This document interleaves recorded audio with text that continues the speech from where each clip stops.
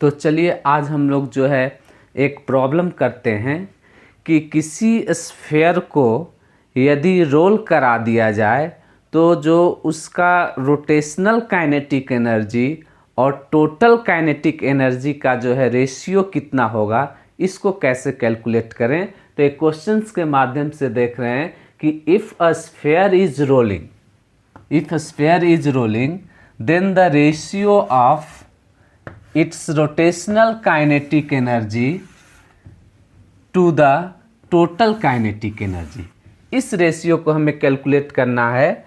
Rotational kinetic energy जो rotational है और जो kinetic energy total kinetic energy, ये रेशियो कितना होगा, इसको कैसे हम लोग निकालते हैं। तो हम लोग जानते हैं कि जब बात करेंगे टोटल काइनेटिक एनर्जी का, काइनेटिक एनर्जी जो है टोटल की बात करें तो वह rotational kinetic energy rotational plus kinetic energy जो है लीनियर या ट्रांसलेटरी लीनियर काइनेटिक एनर्जी, इन दोनों का सम जो होगा उसको हम लोग क्या कहेंगे, total kinetic energy. Rotational kinetic energy को कैलकुलेट करने का जो फार्मूला है वह किसके इक्वल होता है, हाफ आई ओमेगा स्क्वायर के इक्वल होता है। और जो लीनियर जो ट्रांसलेटरी जो है काइनेटिक मोशन के कारण जो काइनेटिक एनर्जी है उसको निकालने का जो फार्मूला होता है हाफ एम वी स्क्वायर, क्योंकि हम लोग रोटेशनल मोशन में मास को मोमेंट ऑफ इनर्शिया से रिप्लेस कर देते हैं और वेलोसिटी को जो है ओमेगा एंगुलर वेलोसिटी से रिप्लेस करेंगे, तो हमारा जो फार्मूला निकल कर आएगा वो रोटेशनल के लिए होगा और यह जो हाफ एम वी स्क्वायर जो है लीनियर या ट्रांसलेटरी के लिए है। तो ये दोनों काइनेटिक एनर्जी का जो सम है वह टोटल काइनेटिक एनर्जी कहलाएगा। तो अगर हम लोग देखें तो यहाँ पे चूँकि वेलोसिटी हमारा लीनियर है और यहाँ पे वेलोसिटी जो है ओमेगा है, तो हम लोग एक रिलेशन जानते हैं, लीनियर वेलोसिटी और एंगुलर वेलोसिटी के बीच में रिलेशन होता है कि v जो इक्वल होगा r ओमेगा के इक्वल होता है। तो यहाँ से यदि हम लोग निकाल लें कि जो ओमेगा किसके इक्वल होगा, तो ओमेगा बराबर v डिवाइडेड बाई r के इक्वल होगा, यानी omega square is equal to v square divided by r square के इक्वल होगा।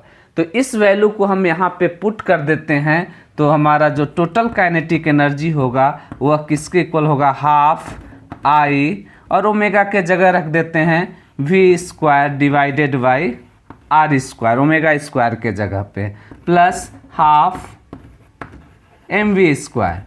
चूँकि स्फेयर की बात किया गया है तो स्फेयर का जो मोमेंट ऑफ इनर्शिया होता है स्फेयर का वह किसके इक्वल होगा, तो आई बराबर जो है 2/5 mr स्क्वायर के इक्वल होगा। तो इस वैल्यू को यहाँ पे पुट कर देते हैं तो this is equal to half into 2/5 mr square into v square divided by r square plus half m v square.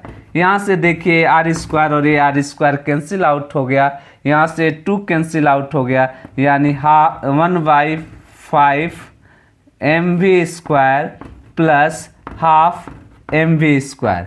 यानी हम लोग देख पा रहे हैं कि जो रोटेशनल काइनेटिक एनर्जी निकल कर आई, काइनेटिक एनर्जी जो रोटेशनल है वह किसके इक्वल है, हाफ 1/5 एम वी स्क्वायर के इक्वल है। और टोटल काइनेटिक एनर्जी को अगर हम लोग कैलकुलेट कर पा रहे हैं तो एम वी स्क्वायर को कॉमन निकाल लें, यानी total kinetic energy is equal to 1/5 plus 1/2 m v square.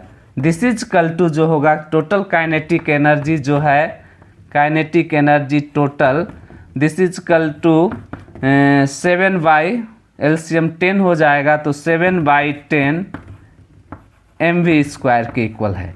अब पूछा गया क्वेश्चंस में कि then the ratio of its rotational kinetic energy to the total kinetic energy, यानी इस रेशियो को कैलकुलेट करना है। तो इस वैल्यू को हम अगर रखते हैं तो दिस इज इक्वल टू जो हो जाएगा 1/5 डिवाइडेड बाई 7/10 और mv² इंटू mv², ये दोनों कैंसिल आउट हो जाएगा।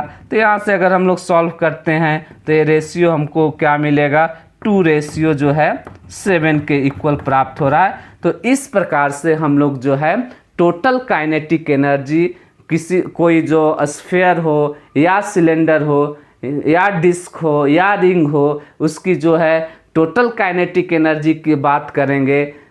अगर वो रोल करता है तो उस समय रोटेशनल काइनेटिक एनर्जी और लीनियर काइनेटिक एनर्जी दोनों का सम मिलकर जो है टोटल काइनेटिक एनर्जी जो है रोलिंग मोशन में काम करेगा।